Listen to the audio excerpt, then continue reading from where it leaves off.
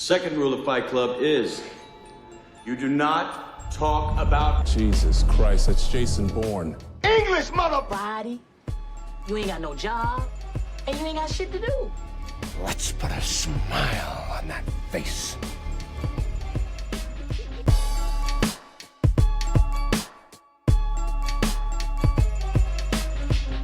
What's up, film fam, and welcome to the Film Room Podcast. My name's Dion. And my name is Scott. And today we're doing the 2006 Studio Ghibli classic, Spirited Away. And if you're new to the show, the way we start off the show, me and Scott just give our general thoughts. We get some feedback from the listeners. We go into like our deep dive, and then at the end of the show, we have our Filmmies award. So you're gonna stay tuned for that. With that being said, though, Scott, I feel like we need to give our general thoughts. General thoughts. Salute to the general. This was my first time watching this movie. Oh, really? Yeah. It's been I like didn't know that. Classic that I've heard so many people talk about. It's been highly regarded as one of the greatest movies of all time, especially greatest animated movies of all time. And I really liked it.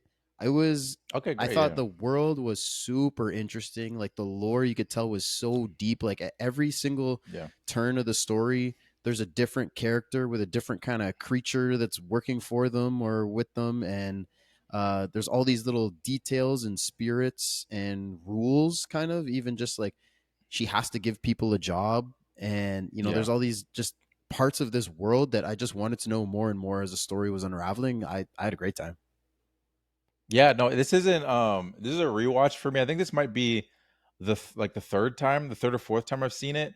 I'm leaning towards probably third, but I never actually saw it as a kid. Mm-hmm. So I didn't have like the nostalgia, like attachment to it. Like I saw it as an adult, which didn't for any reason like make me like it less. But I know there's some people that like really like love it because like they watched as a kid, and then sometimes you have that thing like when you watch something as a kid, and then there's that nostalgia feeling of you remembering how good it is, and then you go back and watch this movie and you're like, oh, there's even more to it because there's these little details. Like this movie's got so much layers and lore that like once you like look up stuff and look into like what some of that stuff means, because if you're not of the Japanese culture, like there's a lot of things that would just completely go over your head. So I think that's why there's so much appreciation for it as someone as a kid, and then also adults love it too, because that's what usually like an animated movie, unless it's really layered, it won't be talked about as being like one of the greatest of all time kind of thing. Right? Yeah, and I mean it's funny you said the Japanese culture thing. There were a couple things that I had to look up. I guess I didn't have to look up, but I mean, you're just curious. Yeah, I was curious about it, and I mean, we're coming on to do a podcast, so I was gonna look some stuff up anyways. But there was some stuff that I didn't know were culturally relevant, like the shrines at the beginning when they're driving up to the tunnel. And Chihiro's asked her mom, like, what is that? What are those things? And she says, oh, they're shrines. They pray to them. And actually, I'll just mention it right now that they're called Hokora. And in the Shinto tradition, they represent the homes of spirits or deities. So the fact that there's just like a ton of them just piled up outside kind of just like foreshadows that they're entering this spiritual kind of place. Yeah. So, I mean, again, I didn't know that. I mean, I knew what the movie was about, so I knew that this stuff was coming anyways. But it's just like you said, a little detail, and there's so much stuff that they don't even explain in this movie that, like you said, looking up and just kind of getting more information about. I'm sure you could go forever down a rabbit hole just looking up stuff about this movie. 100%. I think, and it's one of those things too where not everything is not everything is explained through in interviews. Like I forget the director's name again. What's his name? Hayao Miyazaki. Yeah, Miyazaki. He doesn't say everything. You know what I mean? Like people ask him like, "Oh, was this creature inspired by this?" Like he kind of leaves everything open. He's like, maybe, like which is like a lot of directors do. Like Nolan, some of those guys are like, "Oh, did you get this from this?" Is like, it's up to your interpretation, like that kind of thing. That means I always laugh when they do that. Yeah, I know. I always laugh when they do that. Sometimes they're like, "Oh, it's crazy." I didn't even think about that, exactly.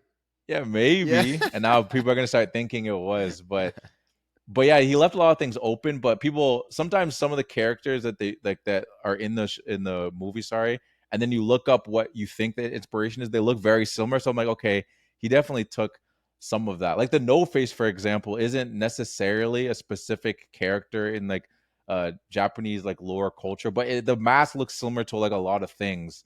and like and when it changes shapes, it looks like a lot of things. So like it's very open and it's very detailed. It's like thought out. Like these weren't just random characters. Like Yeah. it feels like everything that, especially the characters that spoke, and some of them that didn't, that at least that were just prominently shown. It's for a reason. Yeah. Yeah, which always like we always talk about how we like authenticity in movies. Yeah, So this is something that again just like adds all that. I mean, it's an original story, so I guess there is no yeah, sense of authenticity in that sense, and it's a mm, fake spiritual world. So, yeah, but authentic to the lore that is inspiring it and the area and region that he's from or that the story takes place in. So those are nice little touches. I thought it was super fast paced as well, which I mean for yeah, because originally it's a kids movie, right? At the end of the day, hmm so that makes sense. Like we start the movie, we drive straight to the tunnel, and then we're moving. We're yeah. moving right No, it's away, like true. super fast No, paced. 100%. And then it's a awesome story just about a girl navigating this crazy world that again is just so deep and interesting and like I said, I want to know more as the story's unraveling because she's going into all these new areas and meeting all these new characters and creatures and things that she doesn't know anything about. So the fact, just Yeah. like we're so much on her side as she's navigating all this craziness, and it explores these great themes and has lessons for kids. It's great.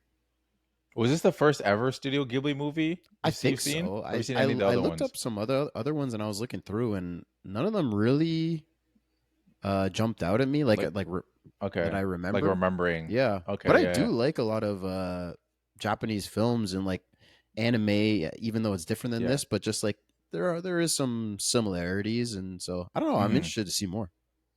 Yeah, no, they're good. Like this actually was like the third one I've seen. The first one I ever saw was Princess Mononoke, and then I saw like Howl's Moving Castle, and those ones like really connected with me. And when I first watched Spirit Away, because yeah, when I first watched Spirit Away, it actually didn't connect with me at first. Okay. Because I think you talk about how it's fast paced. The other ones are somewhat fast paced, but I think it slows down a little bit. And I don't know, for whatever reason, I just connected with those more. So that my first time actually watching Spirit Away, I was kind of just like, I don't know why people like this one more than the other ones. Like I wasn't actually feeling it that much. And then I rewatched it and was kind of, and like with a new eye, and I was like, okay, I get a little bit more. And then this third time, I think I liked it even more. So like at the first couple of times, though, I wasn't feeling. We'll get into it more. Yeah. Like I'll talk about the certain aspects of the movie that I did that I for the first time watching, I kind of was like shrugging my shoulders, didn't like, and then this time why I appreciate it more and stuff like that. But yeah, and I didn't love the movie the first time I watched it. I mean, I can maybe say it's like because the like we said, it's so deep and detailed. Mm, Like when you're watching it for the first time, there's no way you can pick up on all that. There's no way I picked up yeah, on absolutely everything. Like yeah, right. So the more you watch it, the more you can notice little creatures or notice something that someone's doing or just an aspect of the world. Like even there's yeah, the people like how some people look like people and some people are just full on spirits and some people like the people that are working at the bathhouse they kind of like they're transforming into frogs so some of them are like yeah, halfway transformed so like even just that yeah, like again it's not really a character specifically or a plot point but it's in there it's just an aspect of the movie that is just so interesting I'm like is that a thing like the longer they work here they turn into frogs and if you look more like a human, it means you've only been here for a short time. Like this is just something that I'm guessing, but like there's just so yeah. much stuff like that to think about. That's a good point. I never really questioned that because, like, I think just to bring myself back, like one of the things that confused me is like when they're like, "Oh, it's a human, smells like a human," and I'm seeing all these people like Hmm. Lynn and stuff like that. I'm like, "Now you look like a human to me. Like, what the heck's going Exactly. on?" Like, I'm so confused by that. And then, like you said, like there's the people that are kind of like halfway, and then the people that are like full on.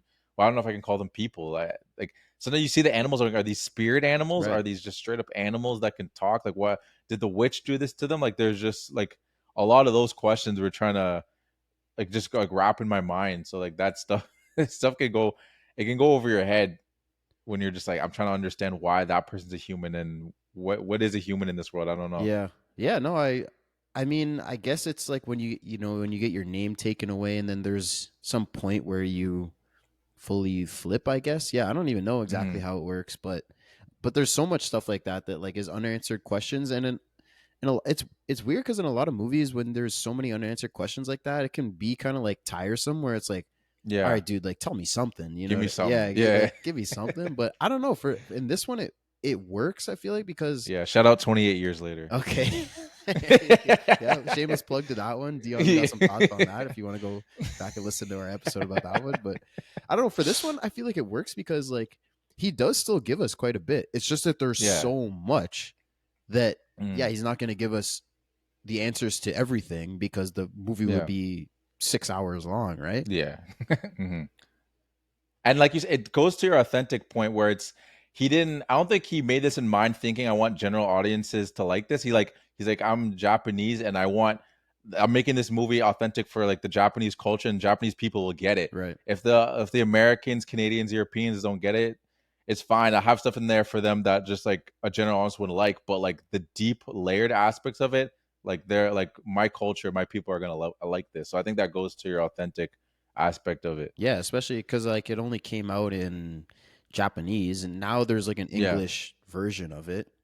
I actually watched the Japanese version with subtitles though. Yeah, I've seen the first time I watched it in Japanese. Second time I watched it in English, and this time I watched it but someone actually said there's a difference in the English version and I did but read that, I couldn't actually, catch yeah. it. Yeah, I couldn't really catch it like that. I mean, it's I'd really, have to watch them really back to small. back to Yeah. really realize it. Right. I can't watch it years in between and be like, oh yeah, because I think it's just little dialogue things. There's not like whole scenes. They're just a little bit of extended of someone saying something, but it's within the same scene. So it's not like a complete different scene. So like that's I think the main difference. I think some of them are like a little extra explanation because, like you said, like they make the English version for American audience, obviously, right? Yeah. So like Mhm. like you said, the things that a Japanese person would just understand that goes unexplained. I think that's where like there's a little extra like sentence or a little extra something that just explains it to an American audience. 100%. And obviously, when you're translating something, you can like there's never a exact translation for everything. So there's obviously going to be tiny little differences, but for the most part, it's I'm sure pretty good. No, 100%. With that being said, I don't know if you have anything else. I don't know if you wanna hear from the family. Let's hear from the family. It's time. I don't have friends. I got family.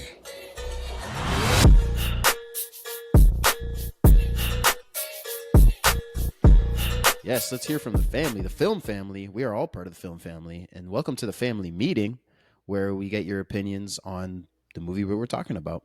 And in this one on our Instagram, this will be a real short one, by the way, because on our Instagram story, I asked the question, "What do you remember most about this film?" And we actually didn't get any answers this week, which is uncommon. Which I guess I don't know. Maybe a lot of people haven't seen it. I asked this question because I assumed a lot of people have seen it. I know how popular it is. Maybe people haven't seen it. Maybe they just, I don't know, didn't feel like responding. I don't know. It is what it is. Or just didn't see the story or whatever it is. Yeah, the people that have seen it just didn't see the story. The people that saw the story haven't seen the movie, so like I got nothing to say. Yeah, it is what it is. But it is what it is. But I thought it was interesting just the fact that we didn't get for something that we said was like widely acclaimed as one of the greatest movies of all time.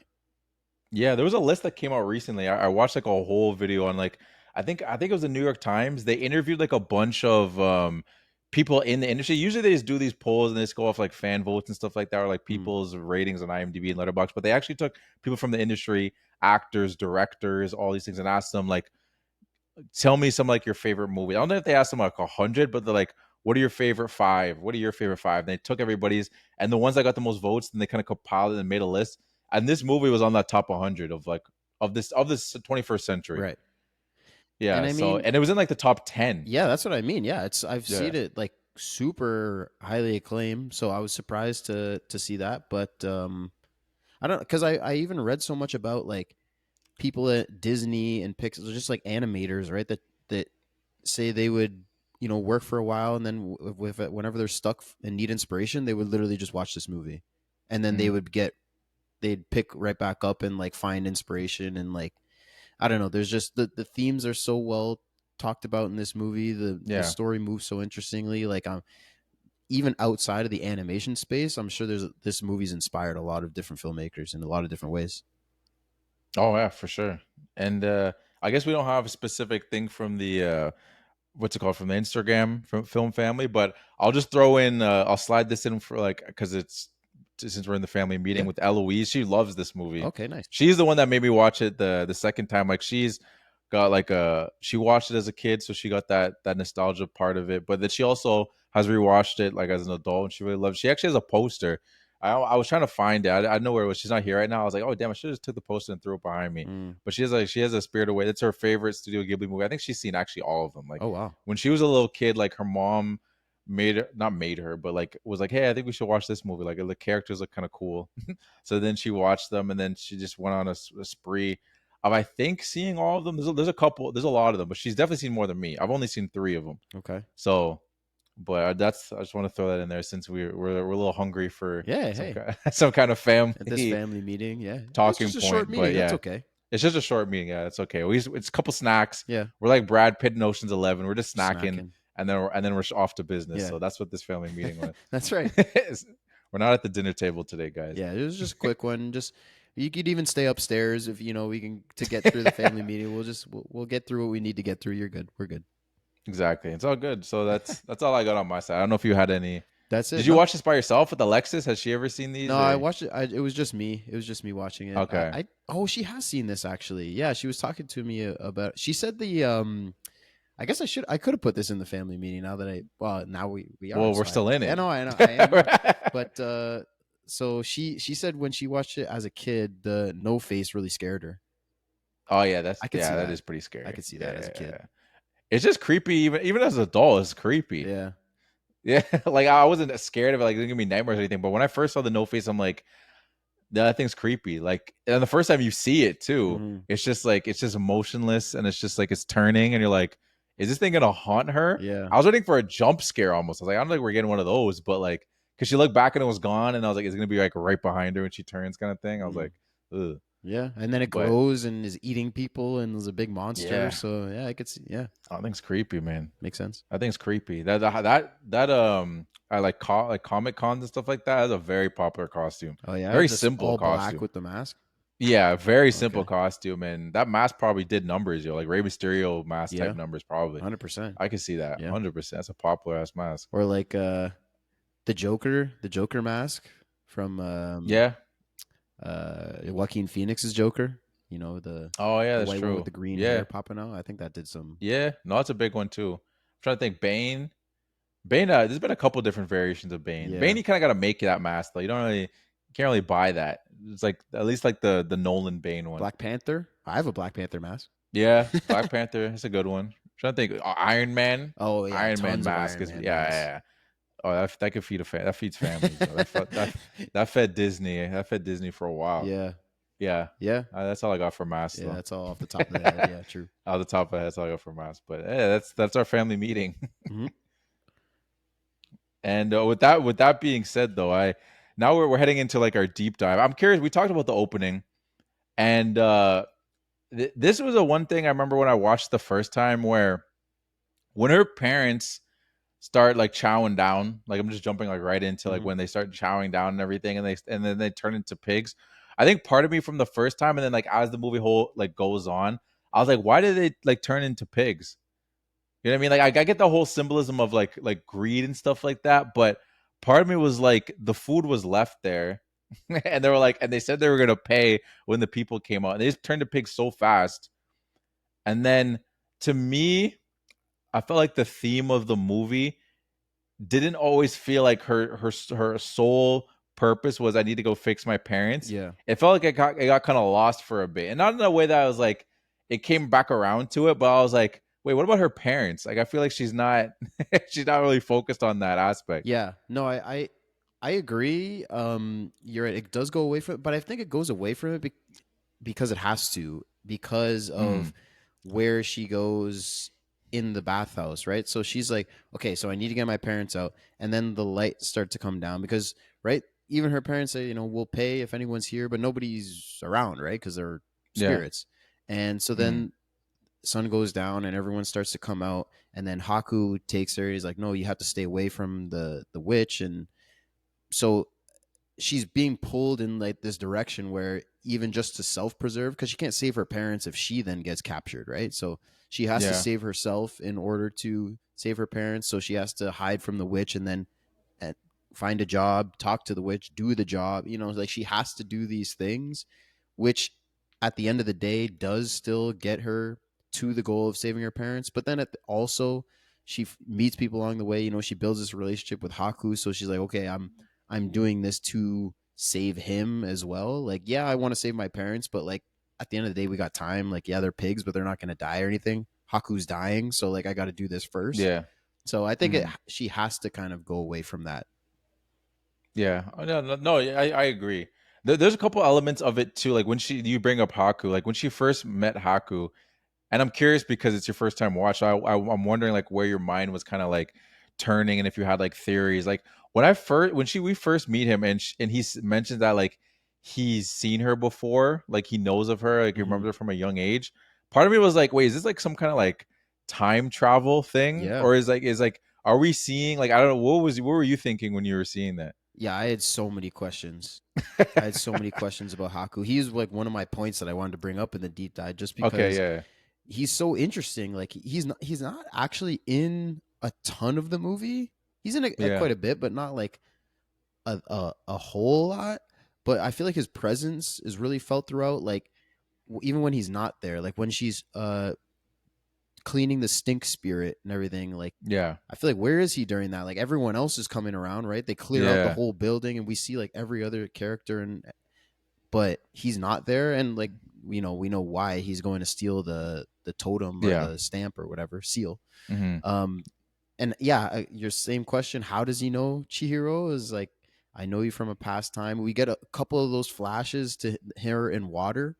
So like, we find out at the end that he's the river spirit, but like that is not what I assumed. I was like, maybe he knew her and got trapped, and then he's just been trapped here and remembers her somehow. Even like the fact that he has powers, like right when they're crossing the bridge and he's like, okay, you got to hold your breath. And then he like traps the frog in a bubble, and then they like fly around, and he can like imprint the pictures in her mind of like, okay, you got to go down to the boiler room and ask this guy for a job. I was like, who is this guy? Like, what is going on here? Like, I was just so interested for more.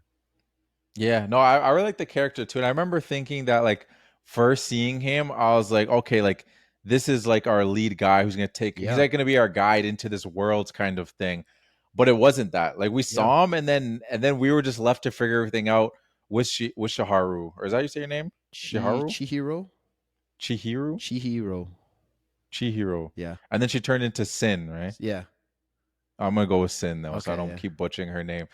But like then we get Sin, and it's like we're the same as her. Like she has no idea what's going on, and we have no idea what's going on. So it's like it's very relatable in that sense that like everything she's seeing for the first time, and there's a confusion.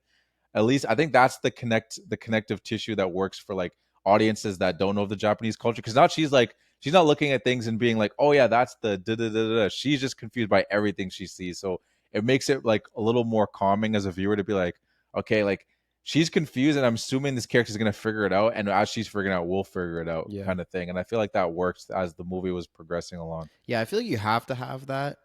In most movies, you always have someone that's like a newcomer so that they can ask the questions, so that we can have the exposition. Yeah. Of people that are in this world telling her how things work or showing her how things work.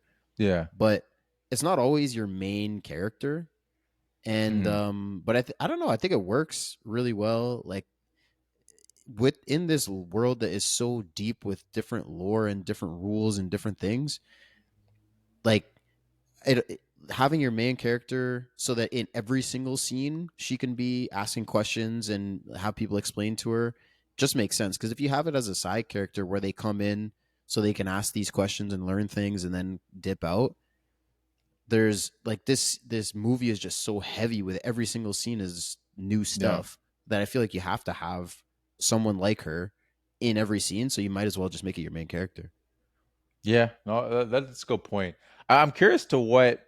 Well, I guess I'll go into the point now because now we're talking about lore and stuff like that, and it kind of ties into I think why I didn't really enjoy it at first. Because I think when I was obviously you hear the movie's got like high acclaim and stuff like that. So then you're watching it, and we didn't have the podcast at the time, but I still like to watch movies and then kind of try to figure out why it's so acclaimed. You know what I mean? Like maybe if I watched it without that, I could have turned off my brain a little bit and then maybe appreciate it. But I think I was working in reverse, where I was like, I didn't turn off my brain. I put my brain on, Yeah. and I found myself trying to attach myself to themes and certain aspects and being like, okay, this is where the movie's going. And this movie turns a lot. Like there's a lot of different there's characters that come in that are important, and I was like, okay, this is what we're gonna be dealing with. Like this movie's gonna be we're gonna be in the dealing with Haku, and it's like, okay, that's actually not it. The main thing is like the parents. We're always gonna be thinking back, like, how do I fix my parents? How do I fix my parents? You're gonna be going around being like, can you help me find my parents? Can you? And then that kind of pushes to the side. And then we're in the boiler room. I'm like, okay, this is gonna be her spot. She's gonna be working in the boiler room, and she'll pop out. But then the boiler room and the little soots, that's gonna be like her people, and this is gonna be who she can be rocking with. And it's like, okay, no. And then it's and I think that was frustrating me because I kept trying to predict where the movie was going. So then the experience wasn't as enjoyable because I kept trying to figure out the movie. And then as I kept watching, I was like, well, I know what the movie is, and now I can just like appreciate that, like, oh, okay, these different dynamics that are layered within the movie. It's a really good point. It's a great breakdown, honestly, of like how the movie twists and turns so much. But I think I like that part about it because I like when a movie is unpredictable. Like if we're like, okay, this is the main theme, and this is where we're going. That's fine. Like you can, if it's well executed and you still explore the theme well and introduce nuance to it, then that could still be a great experience. But if you're twisting and turning and there's all these different creatures and spirits and rules going on, I'm just like, I don't know what the hell's going on, but I'm having a great time and I'm just along for the ride. And especially in, again, a kid's movie, that's kind of where you want to go with it, right? Like kids, their attention span is so short. You got to be like, okay, look, we're going to go save the parents. Yeah, that's going to be great. Oh, but now we got a witch that we have to deal with. And then, oh, this guy's a dragon. How cool is that? You know what I mean? Like it's just turning the movie on its head over and over, I think is really fun. Yeah, as long as you come back to the themes. Yeah, like if you introduce it and then just kind of go away from it, then I'm like, okay, why did we do that? But as long as you come back and like pay it off, then I enjoy that. Yeah, and I think they did well in this movie with that. Like, I'm curious, do you have any specific other like lore or aspects of the world building that you wanted to specifically point out? I guess there was just honestly, like, it's funny because as I was taking notes as I was watching this movie, I try to just watch the movie, and then when a question comes up or a point or something, I just write a quickly note down. And basically I found myself just writing down things that were interesting me and I had questions about, and some of them got answered, some of them didn't. But I talked about the people in the various stages of transformation into frogs. Like, are these all people that came into this world and got trapped? And like how did they even get all the people into here? Do they just have to randomly wander into the tunnel and just over time they've accumulated enough people to work? Or like, I don't know. That's a good question. I don't know. I assume part of my assumption was that like it was a mix of that. Like there was some wanderers that kind of made their way in, but there was also like, I'm imagining there was like a ship or something. And like the same thing that happened with the parents to a certain extent, like not necessarily they all turned into pigs, but a bunch of people just came through and they found themselves like just making a deal with the witch. Somehow, and then they all kind of got screwed, and then they kind of forgot, kind of like Haku, where like they forgot their names and like, oh, this is just our lives. Like that's how I imagine like Lin and like all of them. I imagine they have fuller names, especially with someone like Lin. That seems like that's a short version of a name. So I'm imagining they all had longer names, and they just don't remember, which they don't need to tell us every single person how they got there. But I guess I assume they did say also that like, oh, it used to be an amusement park here. So maybe like the witch came in and like trapped the people that were in the park and just like stole their identity and their soul. I don't know. Maybe. No, that's a good point. Miyazaki will say, made them maybe. Yeah. Yeah, exactly. Yeah, 100%. It's up to your interpretation. Yeah, exactly. Winks at the camera. Another question I had was like, the paper birds, right? Yeah. Or so they're attacking the dragon, which we didn't know it yet was Haku. Because Yeah. she's like, "Oh, is that Haku?" And I was like, "Is it? That's Haku?" Like, Yeah. so again, I was like, "Oh, I mean, it could be. Like, there's just so much going on Mhm. here, and it very much could be." And I was like, What are they? Like, what are these paper Mhm. birds? Why are they attacking this dragon?" And then Mhm. when the one attaches itself to Chihiro, like on her back, and while she's trying to climb up to the top to help Haku, who she thinks is Mhm. Haku, Yeah.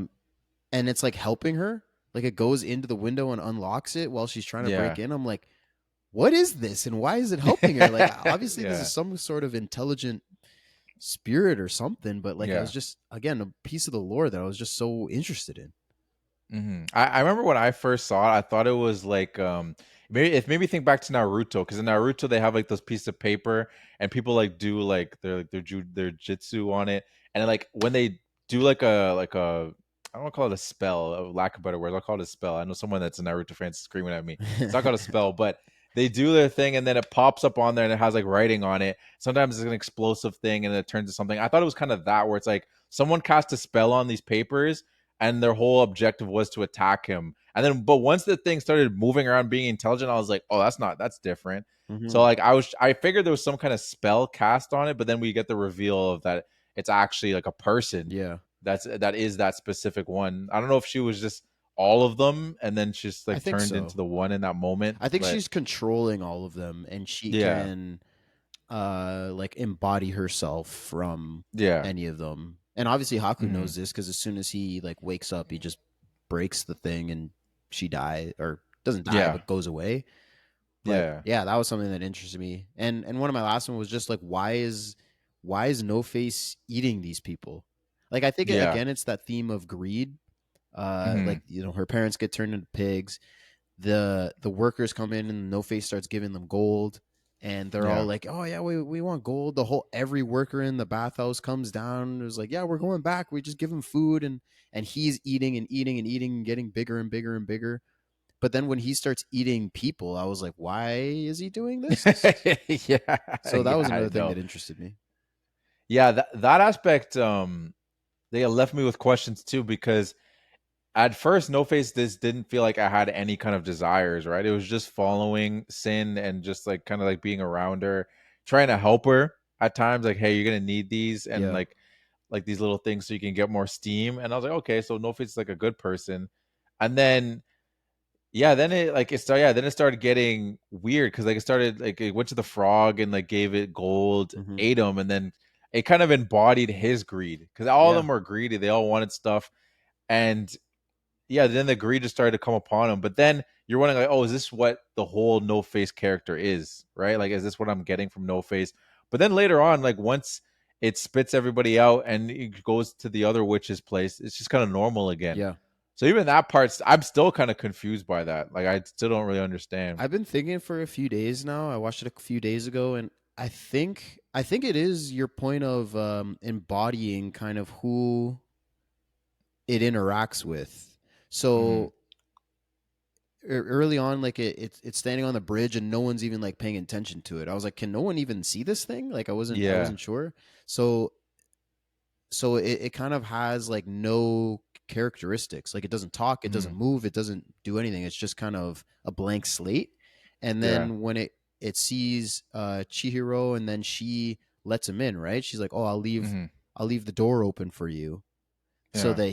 so he can come in." So then that's his first interaction with someone. So then he embodies that like empathy, niceness. Yeah, that's true. Yeah. So when she needs help at the bath to get the tags to get the bath thing, he sneaks and gets her a bunch of tags, right? So he's being nice to her.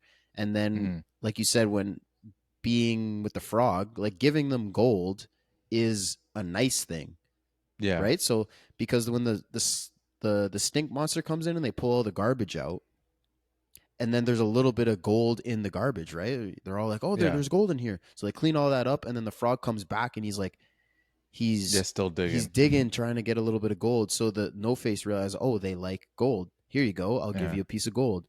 And then he Hmm. sees the greed, eats, and then so now he's seen that interaction, embodies that, eats them, and then he's like, give me all the food, I want to eat everything. And so now he becomes greedy, and then she gives him that that half like potato thing that like makes him throw up, that river spirit gave her. So he throws up so he can like, again, he's a blank slate, and he's with Chihiro, so he's again embodies the niceness, goes to the other witch, and then kind of she's nice and stays with her. So I think it's kind of, he attaches himself to whoever he's interacting with. Yeah, no, that's a good point.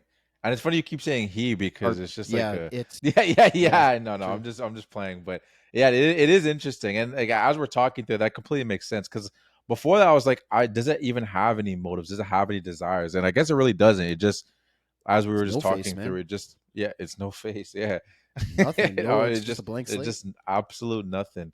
That it makes me jump back again to the parents thing, where it's just like, I'm not dissatisfied with it, but I still have those questions where, like, to me, the parents weren't being that greedy.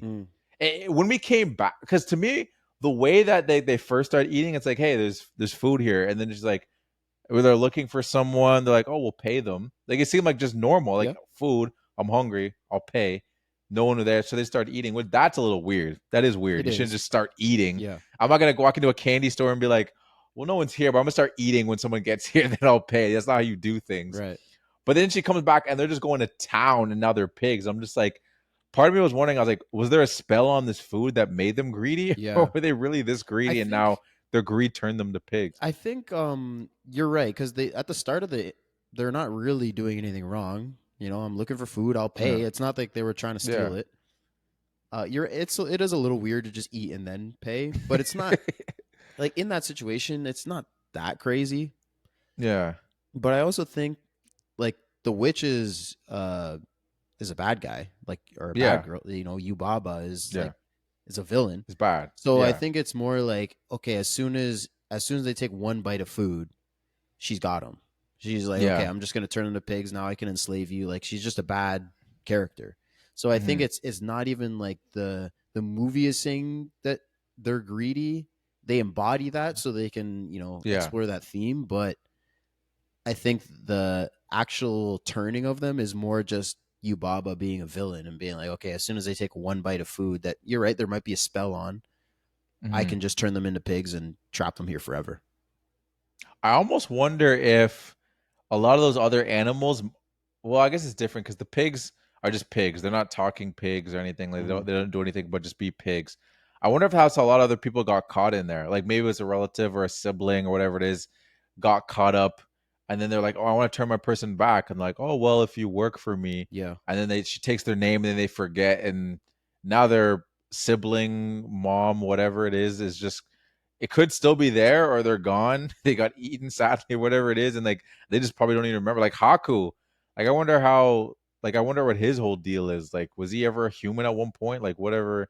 I don't think he was ever human, because he's the. Well, I guess he was always the dragon, right? Because he's the river dragon. spirit. Yeah, that's true. And there's that other river spirit when they take all the garbage out that is a dragon. No, that's true. Yeah, Haku isn't a good example of that, but more so the other people. No, but I know what you mean. Like Lynn, let's say, like, Lynn, for example. Maybe her parents or her brother or someone, is one of the, because there's a lot of pigs, right? When Haku there takes is a lot her of there, pigs. so you could assume that those are all people that Yubaba has turned into pigs, and maybe it's for that reason. Like, okay, I'm holding them hostage basically as pigs to force their friends or family to work for me, and then as you take their name, and then after a while they just forget, and then they don't have to worry about the pigs anymore. And then, because she even said, with Chihiro, she was like, okay, I took your name and you're stuck working for me, and all right, now we're gonna kill your parents and we're gonna eat them.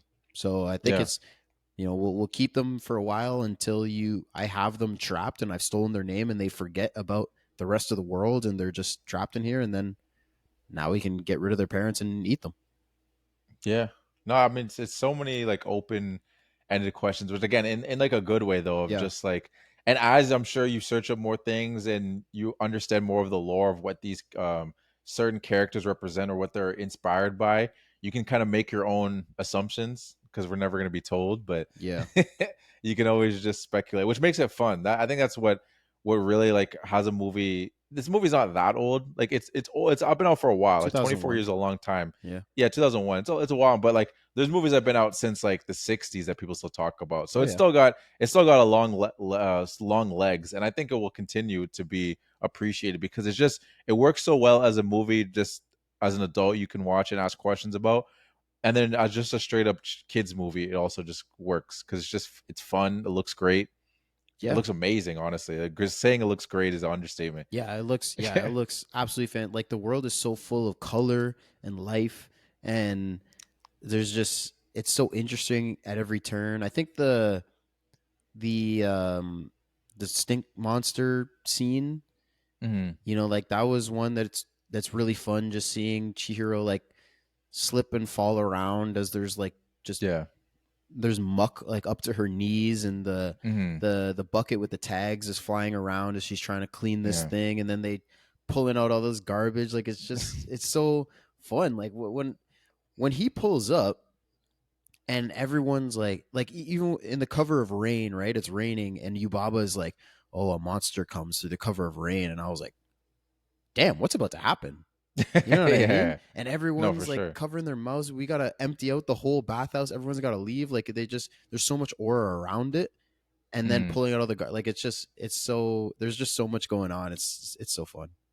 No, it's really you just I actually got worried for Sin when they because like with the boiling hot water, and I thought like to the touch of skin it was gonna like hurt her or something, but it was not bother her at all. I thought the water looked like it was boiling hot, That's true. but there was no effect. That was just like a small thing that I kind of noticed. Where the first couple times I didn't really think about it, but I'm like, that looks like it's supposed to be steaming hot water. Yeah. And like the moment it slowly comes down and it's about to touch her feet, I'm like, is she about to like jump up like classic anime style and like you see like a smoke trail or something? But like nothing. I was like, oh, okay, I guess it's not that hot.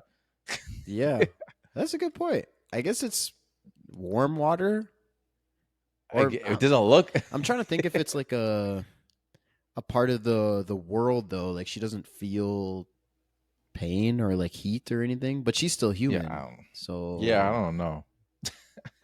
yeah, I don't know. That is not like it's just like a thing that I wrote down where I was like, I thought it was funny, just a stupid little thing. I was like, oh, it's interesting. Like the water hit her, nothing happened. But to jump on top of the whole like the animation thing, to me, I watched this and it just makes me think of like just anime like evolution just in general, because it's just like when I first watched this, I wasn't new to the world of anime. Like, as you aren't. Like, we watched anime as kids. It's kind of funny. Like when you're a kid, you don't really think about that kind of stuff. Like the animation in general, you just kind of watch what you watch, and it is what it is.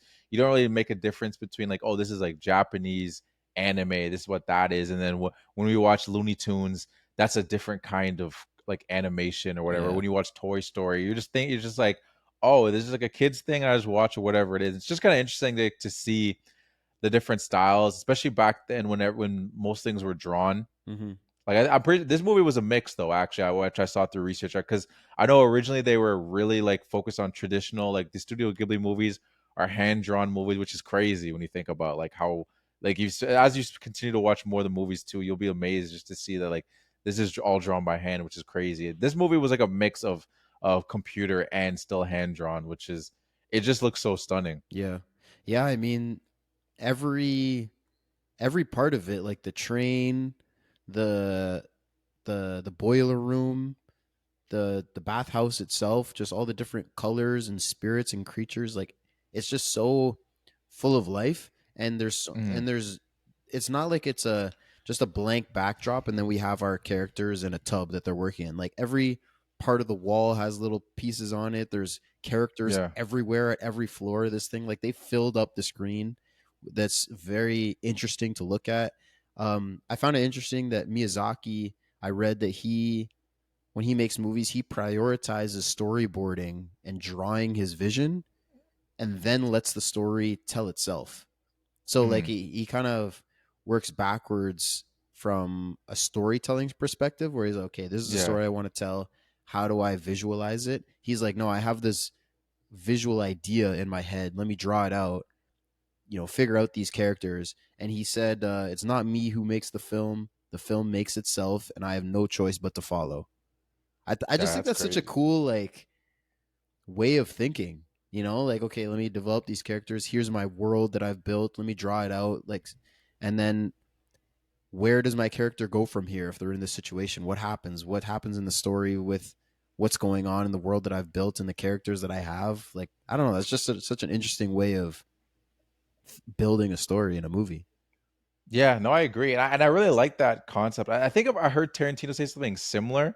Not necessarily he's drawing out, like that's a unique concept I've Yeah. never heard of storyboarding and then letting it come later. But just the idea of kind of like having your characters and putting them in these situations, and you feel so strongly about these characters that you just know, well, that's what this character would say. Yeah. Like I know this character, like this is the character in my head, and when he's in a situation where someone cuts him off on the road or whatever it is, this is how he'd act. Like it's not even a question. Like this is how he'd act. Like there's no debating. Like this is what he would say. And I just think it's so like it's just cool when you can be so strongly committed to like the characters and just know, and then it works on screen. Like it comes alive, and like every character felt like, yeah, like this character embodies what they're showing, and like I wouldn't expect them to be like, there was no twist. You never really saw a character twist in anybody. Everybody kind of acted the way that they showed you from the beginning to the very end. Obviously, some people like they evolved, but but in that sense, I think it's I wonder how it works really though, like because you have to have some kind of an idea of where you want the story to go, right? yeah, Like you gotta have like, okay, I want to touch on these themes, or like here's the maybe like the climax that I'm thinking of. Like, how do I get my character from this point to this point in a way that makes sense? And I guess like you kind of move that direction, and then when stuff pops up along the way, when you're like introduce other characters or different scenarios, that's when you kind of fall into that into that writing method of, okay, what would my character do in this situation? Not like I'm gonna have them do this. It's more like, okay, I put them in the situation, what are they gonna do? But like there's got to be some kind of direction already in their head. Like there's no way it's like yeah. complete blank slate. I have these people, let's make a story. Like I feel like it's got to be a balance. I'd just be interested to talk to Tarantino or Miyazaki and just kind of really hear them talk about exactly how that works. Yeah, to me, I don't actually know. I'm just I'm imagining Yeah. the way it is more so they they have an idea, but they're not focused on the dialogue. Like that's not what really keeps them up. They're like what they're actually saying doesn't really matter. Like I know where this character is going, but what they're saying to Lynn in that moment, I don't need to like really Right. think about. I got to think about like what the scene is and like kind of what it looks like. I'll figure out later what they're gonna say, and then I know after she's had this conversation with Lynn, I know kind of where the conversation is gonna go as far as what transpires in their conversation. I don't have to think about, but like they're gonna be here, they're gonna be here, they're gonna be here, and like okay, this is what the story is. Now let's get back. Like I think it's just the order of way they create their story. Some people want to get the dialogue and everything right, then they're figuring like how do I got to make it look now. I Yeah. think I like at least in this sense for this movie, it's more so how it's gonna look. I'll figure out about the dialogue later because to me it's more so where this character is going and the themes that I have locked in, what each character is saying to each other. I'll figure out later. I think you're probably right. That does make sense. And it's funny, like as you were talking about it, I was kind of like imagining like if I were to write a story like this, right? Mm-hmm. You kind of well, not necessarily a story like this, any story really. Yeah. But if you're looking at it from this storytelling perspective and this writing perspective, you can kind of like look at it as the big picture and then like zooming in, zooming in, zooming in. So you have the big picture of like, okay, here's the idea of the movie and the world that we're Mm-hmm. in. And then you zoom in a little bit, okay, here's the themes I want to touch on. And then you zoom in a little bit, okay, here's the characters that'll embody that, and then zoom in a little bit more. Okay, what scenes do I want to put my characters in? I want to put this character with this character so they can have a conversation. I want these three characters going through this so that they can, and then you can kind of like decide from that point what you want to achieve with each scene, and then Mm-hmm. you zoom in even further into the scene specifically and then write the dialogue to be like, okay, I want this character and this character's relationship to get stronger through the scene. How do I do that? Okay, I put them together in this situation, and then I know what this person does, I know what this person does. and then like you say, write the dialogue from there, but you know you're heading in the direction, okay, I want to build their relationship in this scene. And then the next scene I want to, move the plot forward and introduce this concept. How do I do that with these characters in this scene? So I don't know. That's so interesting to me. That's so cool. Yeah, And no, we're to just me as guessing, well. but that's so cool. Yeah, no, yeah.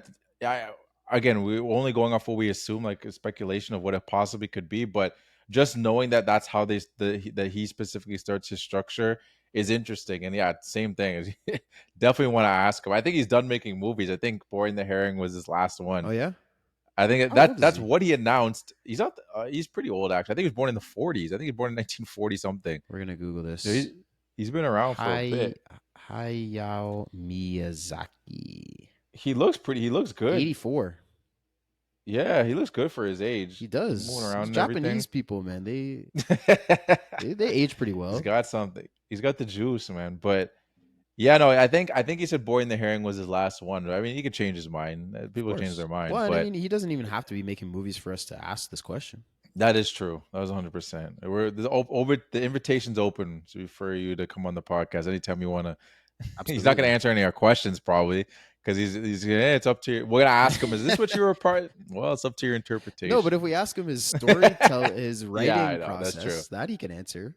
Yeah, no, that's true. And then maybe just through our deeper research, maybe we can find it. But that's true. It's fun to kind of like speculate those things. I'm curious what you thought about Bo. I don't know if you had any opinions on the character Bo, like the big baby. Oh, the baby.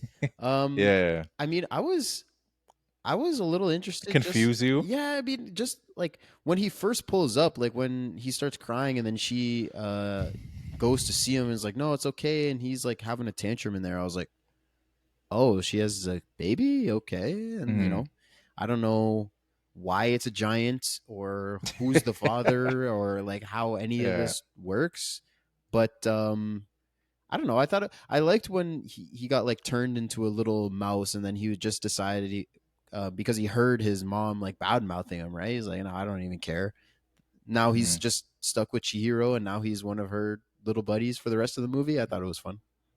Yeah, no, I thought the one fun part of the movie that I thought we were gonna get like a comeback to, like when Chihiro called him, like when he was the mouse on her shoulder, and she was like, "You don't recognize him," and I was kind of just like, "She's supposed to recognize him." I mean, I guess she's a witch, but so maybe she can when she knows she turned like she probably like knew who her parents were. Probably she probably looks at those pigs and be like, "Well, her parents are like she turned them." Yeah, so I assume she would know. So. In that moment, I guess she was slipping though. She didn't recognize her own baby. But she's not the one who turned him. That is true. So maybe it's a different type of spell, and that is a good point. I don't know. That is a good point. Another thing I thought was interesting too was specifically that because that confused me too. That was one of the things on my first watch. I was just like, "What the heck's the deal with this witch having a giant big baby? Like, and why? Like, I don't understand what's going on here."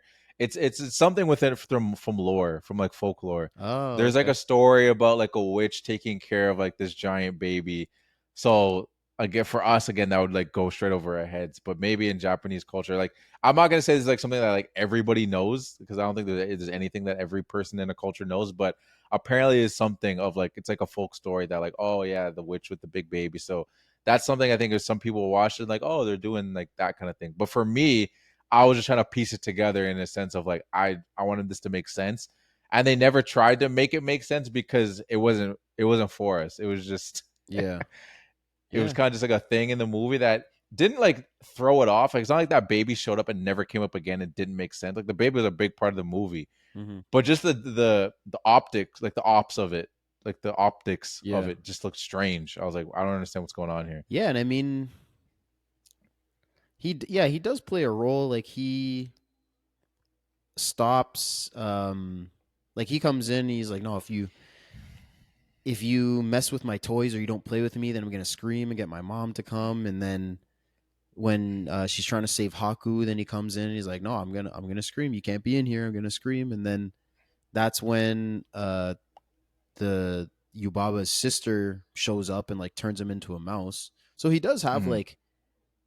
Points of the story where he actually does affect the plot, but other than that I guess it's just more like you said, like an authenticity thing and a little touch that for the Japanese audience is like, oh, he's supposed to be there, that's Bo. Yeah, no, 100%. And like through my like doing like just doing research on the movie, there are some things that I saw like throughout like the lore. Like that's one of them, for example. And but there's definitely, I know there's just so much more. Oh yeah. Like I know I just touched the surface. There's certain aspects of things that I saw and I was like, okay, I want to know more about that. But I know it's deeper. Like even the stuff you were saying, like some of the stuff you were saying, I didn't, I wasn't familiar with that lore. The little houses, like the mom kind of says it, but then Mhm. as you like research deeper into it, you can actually like see the images and all those kind of things. It's just, and like even those little what's it called? Those The statues. little creature, yeah, the little creature, and the thing that even stops him from going in. That was another element of like a signs of like kind of like a spirited, like spirit presence kind of Yeah. thing. And you wouldn't really know that. You assume it means something because they make it a point to show it. Right. But if you're not familiar with it, it's one of those things where it's like, okay, I know this means something. Gonna have to do a quick Google search later to see what more of that was. But it's again, it makes the movie just like it's so layered in that way where it's like you can find the little aspects, and then you do a little research, and then you watch it months later, years later, and you're like, okay, oh, now I see this. They're like they're letting you know, they're hinting at you like what's going on here, and Yeah. like you're about to see this later on, which is cool. Even setting the story in a bathhouse, like, is Yeah. very authentic to Japanese culture. Like it was just prominent. It's a big part of their culture, Yeah. and like the and it's a smart thing too because there's all sorts of different people that come into this. Hmm. You have like Yeah. a if you had a restaurant, I mean, yeah, there's like a lot of different people that come into a restaurant as well. But I don't know. I feel like there's also like there's a lot of different behind the scenes aspects of it where you can introduce different layers and lore, like the boiler Hmm. room, like the Yeah. like Lynn that's just doing like cleaning different Hmm. part baths and stuff, and you have the Yeah. guy that's like welcoming customers and the whole bridge with the frogs and everything. Like there's just so many pieces of it that you can introduce new ideas to, so it just is a smart place to set your movie in. Yeah, no, I 100% agree. I don't know if you had any specific other points that you wanted to. Just a couple of themes that I wanted to touch on was a theme Okay, yeah. of. I mean, we talked about it already, kind of like the selflessness, like the Hmm. reverse of greed, I guess. Chihiro that leaves the door open for No Face, and then he gets her the bath tags that she uses to help the stink spirit, and then the stink spirit then gives her the that ball that she can Yeah. use to help different spirits and stuff. So like obviously that one act of leaving the door open led to all these great things happening for her. Yeah. She wants to return the seal that Haku stole as well, Yeah. and then she gets the magic hairband out of that, Hmm. right? So it's Hmm. showing that, like, you do good things and good things will happen to you, Yeah. kind of thing. And also the when she helps the soot ball when he drops Hmm. the rock, Oh, yeah. and now they're all nice to her. They take care of her shoes and everything. Like that's just a small Yeah. thing, but like it's just, No, for again, like, sure. be No, nice. but it is. You be nice, and Hmm. people will be nice to you. Kind of thing. Yeah. No, 100%. Yeah, like yeah, there are little great elements with that of which I really enjoyed about it. And yeah, it doesn't this movie doesn't it's not one of those movies that like just like really pushes like a theme on you in the sense of like, oh, make sure, like no one's saying it, you know what I mean, like Yeah. they just like a show not tell. There's some things that obviously get spoken through, like we're talking about like exposition because we're following a character doesn't know anything, so they have to explain some things to them. But a lot of those elements too, like I don't think even really anyone even says did anyone even say the word greed or greedy. I think it's Hmm. just like we just interpret it because it's like we're seeing greed and we're seeing Yeah. people be greedy. It's a good I don't think they even question. ever say the word. They I could might. be They completely might wrong. not. Yeah. I But mean, I don't it's think they ever embodying really her parent. I mean, even Yubaba's very greedy, right? Like she's always Yeah. counting coins and like Yeah. diamonds and gems and stuff and stealing things. And she's obviously the villain of the movie. So saying Yeah. showing that greed is bad, but I don't know if they ever say it. I I don't don't think think they so. do. No, I don't think they do. But yeah, no, it's a those are some great elements too. And like I didn't really like I caught them, but you bringing them up is just gonna, especially the soot thing, like the soot thing, the band thing. It's just like you just expect your good characters just to do the good things, but you also take in mind that like it's a kids movie, Hmm. and they're also just like putting these themes in there as like a layered thing to remind the kids like, hey, this is what you do when someone steals something, and they, even though like Like they could have just left it. She's like, no, the right thing to do is go back to the person, give it to them, and then in the end, not saying you should expect something in return, but some good things can happen back. More like a what goes around comes around kind of aspect, not necessarily like a do something and expect something in return. Yeah, exactly. And then when she pulls up to that island, there's like the light that leads them. It's just the Pixar lamp. I was like, this is very much like a Pixar. Which, I mean, Disney later makes the English version of it. Yeah, I was gonna say, I saw that this is something I don't know if it's 100% on point, but I just saw this in like a YouTube video, so I'm gonna take it for what it is. Sure. That they said that there was a good relationship because Disney at that point, I don't know if they bought Pixar yet, but Pixar talked about how they took inspiration from the Studio Ghibli movies because obviously they were first, and the Studio Ghibli like studio was also like inspired by the Pixar. Like, they like what they were doing. It wasn't like a toxic thing of like, oh, these guys are coming after animation. Like they're doing like the 3D animation and like we're doing the 2D. It wasn't like they're actually more like a collaborative, like, oh, what you're doing is cool, man. Like we love what you're doing. And they love what you're doing. And the little lamp thing was apparently like a nod. Okay. Being like, hey, we like you guys. Like we're gonna throw a little lamp in there. Just like we know that's your thing. So apparently that was a nod to them, just as an appreciation of just like, it doesn't hey, surprise no me. beef. I mean, it's pretty. It's not. It's not. It's a lamp that bounces around and leads her to the way. I mean, it's pretty on the nose. Yeah, So, no, 100%. 100%. I thought it was a good, nice little addition. I had one last theme that I want to touch on was the theme of identity. I thought was interesting, like the importance of remembering who you are and embodying that. Like the fact that you have to remember your name. Yeah. Like that she traps us here by taking your name away and then you don't remember. And then Chihiro reminding Haku about his name and that he's the river spirit is what like sets him free, right? Breaks the spell, I guess. Because she must have like a spell over him that turns him human and forces him to do this stuff. I mean, there was the little worm or whatever that was inside of him that he throws up. But he was still like a human at that point, so I guess she still has some kind of spell over him. So him remembering him is what sets him free. And then the whole character of No Face, like literally a whole character with no identity. So, that's true. And he, like we talked about, he takes over the traits of who he's interacting with. So I think so that theme of identity of showing if you just interact with people and embody the people around you, you could become this greedy, big, terrible monster.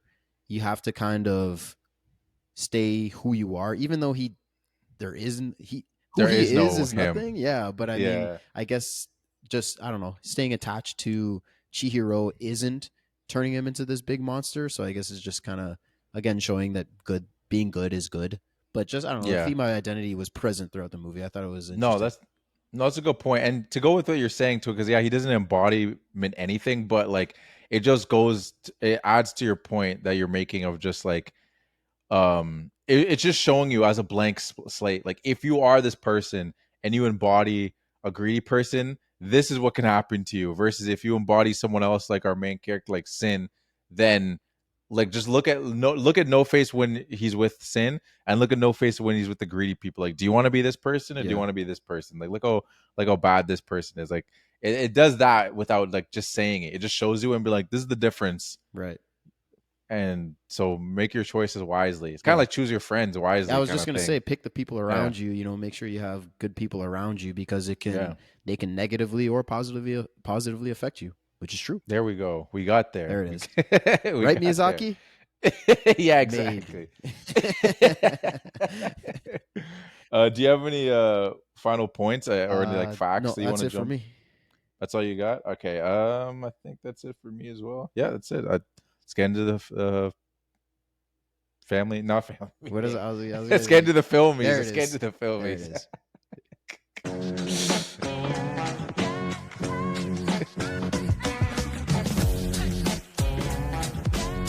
Yes, welcome to the Family Media Filmmies. Filmmies. Welcome to the Filmmies. This is our award show. We have 6 awards that we award to the movie that we just watched. And we're going to jump straight into it with our fit check. So there was a whole lot of different spirits. We talked about how interesting and crazy just the visuals of this movie are. So I'm very interested to hear who gets your best or worst fit of this movie.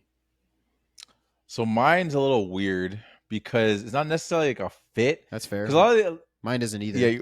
Okay. Yeah. So mine. I mean, it's our own award system. So at the end of the day, whatever. Well, I remember because when we did Transformers, we both gave it to like one of the. I gave it to Optimus, and you gave it to Bumblebee. Oh, that's so true. It's like it's. Yeah, you're right. You know what I mean? Well, I gave it to Haku. Okay. And he has many forms. He has a human form and he has a dragon form. Mm-hmm. And I kind of associate him with, even though he's not a human, you kind of associate him as like his human form throughout the movie because that's what you see him as the most. So I gave his fit check to his dragon form. Okay. I thought his dragon form looked dope. Like he kind of looked like I was trying to see what dragon. I was trying to make all these comparisons. Like what dragon he looked? Did he look like the dragon from American Dragon? No, he didn't look like that one. Did he look like a dragon from Yu-Gi-Oh? There's a lot of dragons. Didn't look like Blue Eyes. Didn't look like any of those. I couldn't like Red Eyes, Black Dragon. Like they couldn't find anything. I was like, he's just like a dope dragon. Yeah. I couldn't find him, connect him to a specific dragon, but he kind of has like these little claws that almost look like bird-like.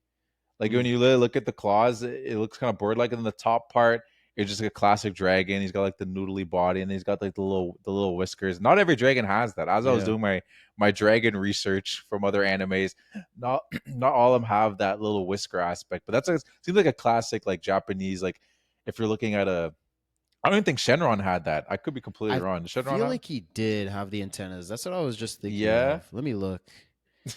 Because that's very much like an Asian dragon, like a Japan, like the really long, skinny body. He does have the two. He does have it. Long whiskers. Okay, so I guess I'm thinking you're making me think more of Shenron. He very much is very like Shenron, but his colors are dope, like all white and like the bluish green, like hair, I guess, that goes down the back of his body. Yeah, it looks super cool. And I really like this isn't my best scene or anything, but like one of those scenes I find like really memorable in this movie is just like when Sin is on him and just like it's a classic I'm riding a dragon or riding some kind of animal thing, but it makes me think of the Neverending Story for anyone that's ever seen that movie. So shout out, it's an old 80s movie of someone riding this giant dragon. It's not animated though, it's like a live action, but it just makes me think of that because one of the first movies I saw that was someone like a kid riding like a big dragon. So okay, I gave it to Haku for his dragon form fit. That's a great. I mean, honestly, I was expecting not an actual fit. Like you'd pick a spirit that looked cool or like no face because of his mask or almost went there. Almost went there. Just because of what this movie is. Yeah. And it's a great fit, and I have the exact same one. Hey, what are the? That's actually that's really surprising. Just because there's so many and it's not an actual fit, like we were just saying. Yeah, exactly. I wasn't even sure if it was a fit. So he looks so cool, dude. Like he does the long, cool. skinny, the hair. I mean, the long is just it's sick. It's sick. I'm actually really surprised that we got the same one. I feel vindicated, and I feel like we're back because we went. I think we went 2 episodes or at least 1 episode without a certified. So we're back. We're back, ladies and gentlemen. That's certified right there. That's certified. Haku that's crazy though. Looks sick. He does look dope.